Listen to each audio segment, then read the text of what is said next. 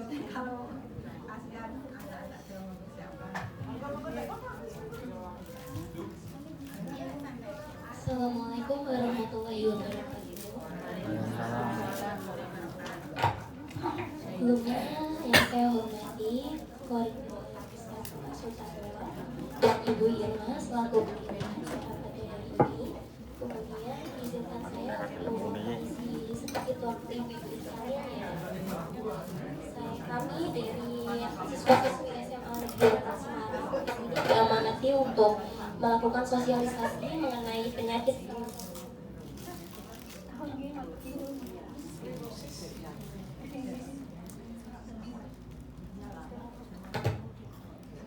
saya ulangi, di sini kami dari siswa-siswi SMA Negeri 8 Semarang diamanati untuk mengisi sosialisasi mengenai penyakit salah satu pembuluh darah ya, yaitu nama penyakitnya adalah sklerosis. Sebelumnya izinkan kami memperkenalkan diri satu persatu. Nama saya Fatia Aska Azizah. Saya Rizna. Saya Nafal Rizalita. Nama saya Marta Rimata. Nama saya Fitri Spartanaba. Saya Panduan Atas. Di sini ibu-ibu sekarang udah tahu belum apa sih penyakit dari sklerosis? Jadi sklerosis itu adalah salah satu penyakit yang berada di dalam pembuluh darah, arteri atau nadi, itu terjadi pengarakan keras. Jadi pengarakan itu disebabkan karena konsumsi dari senyawa-senyawa seperti kalsium itu dari sayur-sayuran, terus juga ada senyawa tar itu dari rokok, kemudian juga ada senyawa lemak itu dari konsumsi makanan seafood. Nah, jadi penyebab utamanya itu bisa dibilang sering merokok, terus salah satu lainnya juga terlalu berlebihan dalam mengkonsumsi sayur-sayuran. Jadi kan yang kita ketahui bersama tuh sayur-sayuran sangat bagus ya ibu-ibu. Namun ternyata ketika kita mengkonsumsinya terlalu berlebihan itu ternyata juga tidak bagus untuk pembuluh darah kita, karena ketika dikonsumsinya berlebihan sayur-sayuran itu kan mengandung banyak kalsium. Nah, kalsium tersebut akan menumpuk sehingga membentuk kerak-kerak yang nanti kemudian resiko terbesarnya itu bisa menyumbat pembuluh darah. Seperti itu. Kemudian untuk gejala-gejala dari sklerosis sendiri akan disebutkan oleh teman saya di sini. Rizna, silakan. Ibu-ibu sekalian, dari gejala penyakit tersebut tuh yang pertama tuh badan terasa kayak lelah, letih, sama kesulitan untuk berjalan, gejala pencernaan, badan terasa tremor, sama gangguan pencernaan kandung ubi.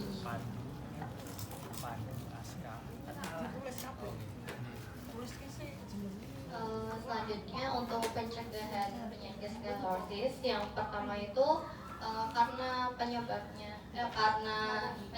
itu sklerosis disebabkan oleh penumpukan plak di daerah pembuluh darah arteri, maka kita seharusnya menghindari penggunaan rokok yang secara panjang kayak merokok dari SMP atau SD itu sangat beresiko tinggi dalam penyakit sklerosis ini. Terus juga dalam pola makannya mungkin karena anak-anak muda zaman sekarang dan juga lansia serta ibu-ibu sering makan gorengan, sering makan seafood, sering makan fast food atau makanan cepat tadi, itu sangat memiliki resiko dalam penumpukan plak di pembuluh darah arteri. Maka dari itu akan menyebabkan sklerosis dan bahkan yang lebih parahnya lagi bisa menjadikan stroke. Penyakitnya bisa jadi stroke karena pembuluh darahnya sudah penumpukan plaknya sudah 100%. Nah itu maka akan menjadikan. Yang selanjutnya ada pengobatannya. Yang pertama bisa konsultasi dengan dokter spesialis jantung dan spesialis pembuluh darah. Lalu juga terapis dan juga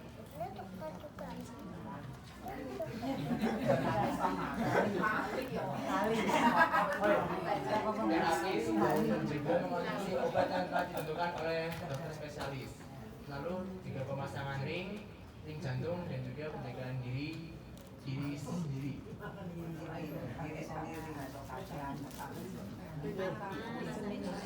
Sedikit menambahkan tadi untuk pengobatannya.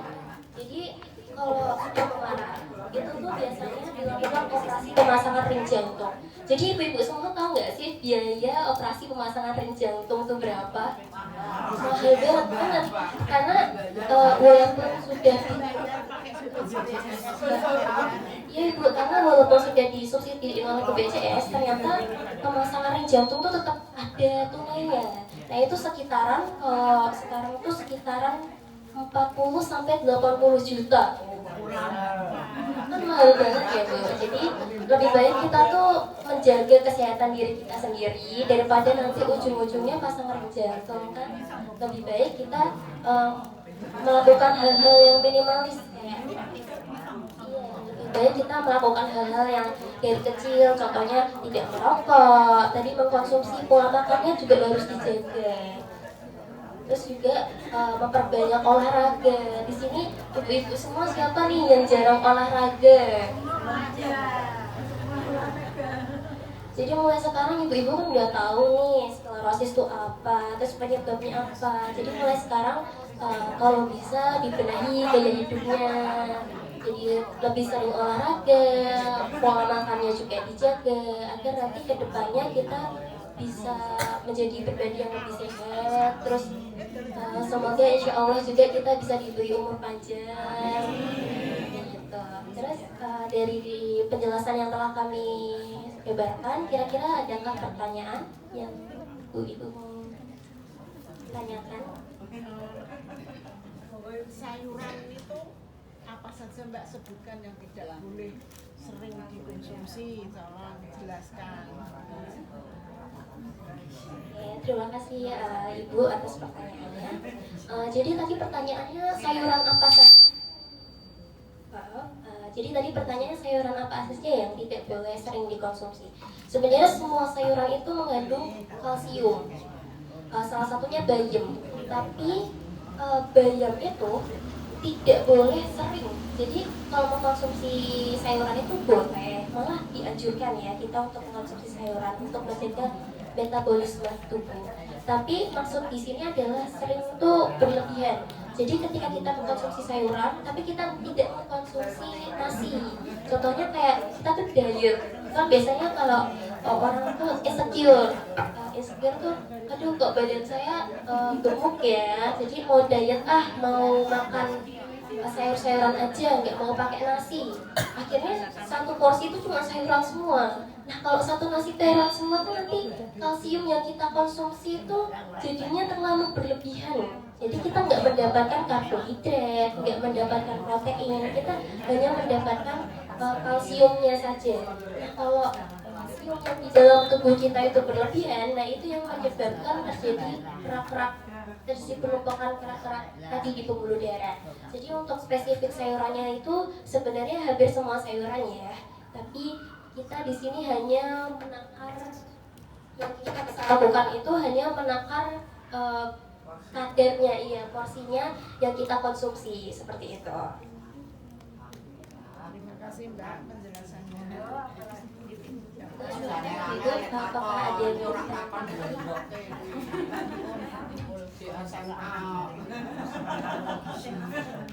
biji 100 loh, bijinya pinter gitu masuk SMP.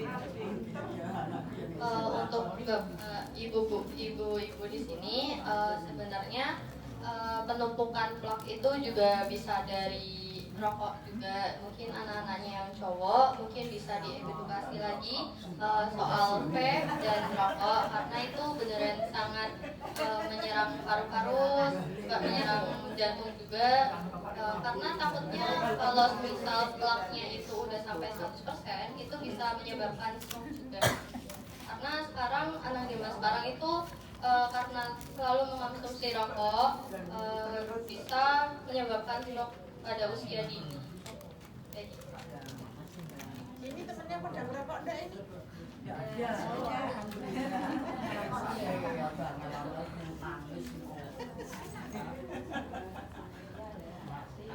Dia tanya, dia tadi menyinggung masalah rokok.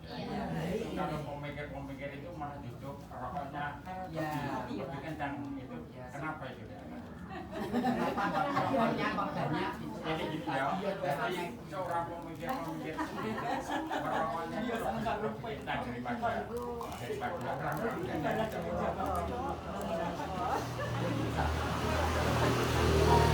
Untuk itu lebih ke, jadi kan tadi pertanyaannya pemikir-pemikir kenapa lebih cenderung mengkonsumsi rokok ya. Jadi sebenarnya itu ada ilmu psikologisnya untuk hal tersebut. Kenapa sih orang-orang terutama mungkin lebih sering mengkonsumsi rokok? Jadi rokok ini bisa dibilang benar membuat kecanduan. Pasti kalau orang-orang sudah mengkonsumsi rokok itu tuh sulit untuk berhenti. Dan orang-orang pemikir ini kenapa lebih sering mengkonsumsi rokok? Karena ketika dia sudah mengkonsumsi, dia menemukan titik kenyamanan pada rokoknya, sehingga sulit untuk menghentikan kebiasaan merokok. Nah, memang pada awal-awalnya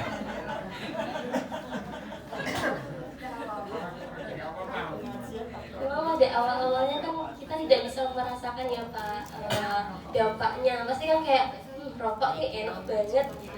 Tapi kan nanti ketika kita sudah kecanduan, sudah masa-masa rokok itu pasti akan menimbulkan dampaknya, kayak pasti jadi lebih sering batuk-batuk, terus nanti jadi lebih sering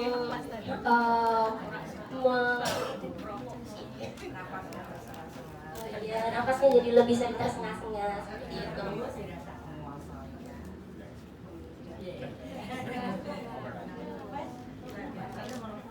Bu, saya kira 2 jam nih, kasihan ini anak-anak, bukan Pak Dok, bukan Bu Dokter, tapi insya kita doakan semua nanti semua jadi dokter. Ya, amin, anak-anak yang soleh ya, pendidikannya lancar, semua dan S3 kan nanti dapat kuliah yang diinginkan.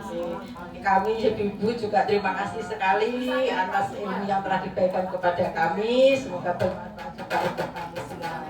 Dan cukup ya, berarti. Terima kasih, nanti duduk di sini dulu.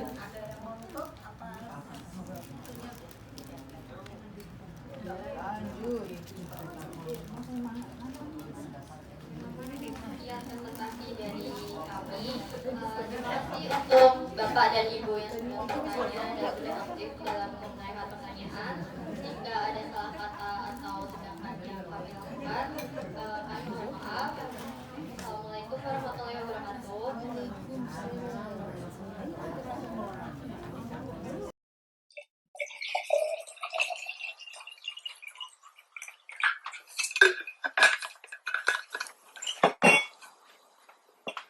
Hai, namaku Winda. Aku adalah seorang penyandang autoimun multiple sclerosis atau MS.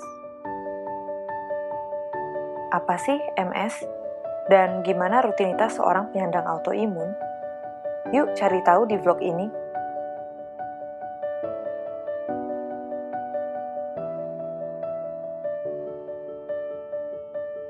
Aku didiagnosa MS pada tahun 2013. Waktu itu usiaku baru 22 tahun.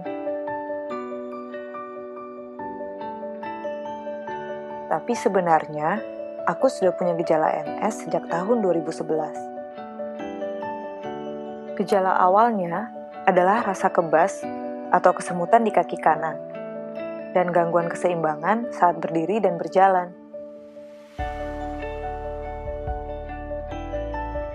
Hidup dengan MS itu pastinya penuh dengan tantangan. Gak cuma tantangan fisik, tapi juga emosi dan mental. Dulu aku seorang yang mandiri dan gesit. Aku merasa mampu melakukan banyak hal tanpa harus mengandalkan orang lain.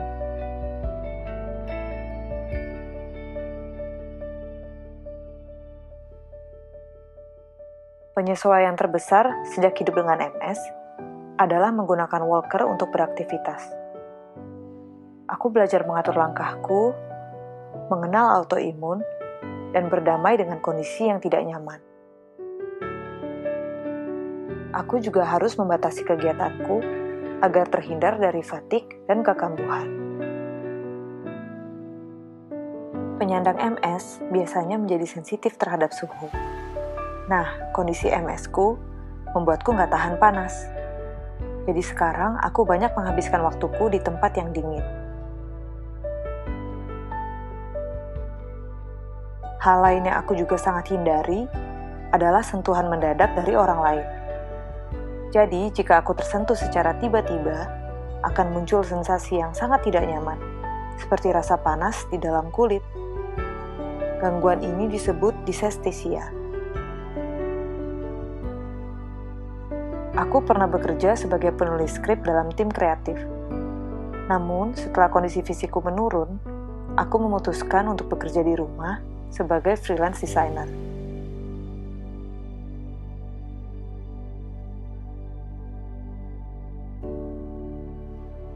MS membuatku belajar membuka diri untuk menerima pertolongan orang lain.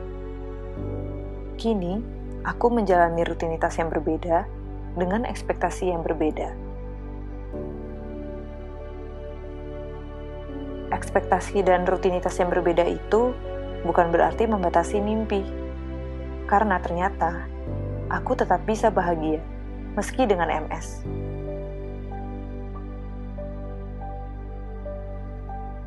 Tuhan mengizinkan aku memiliki keterbatasan untuk mengenal Dia yang gak terbatas.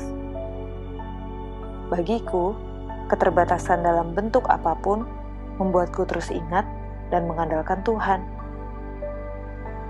Hal itu gak ternilai harganya.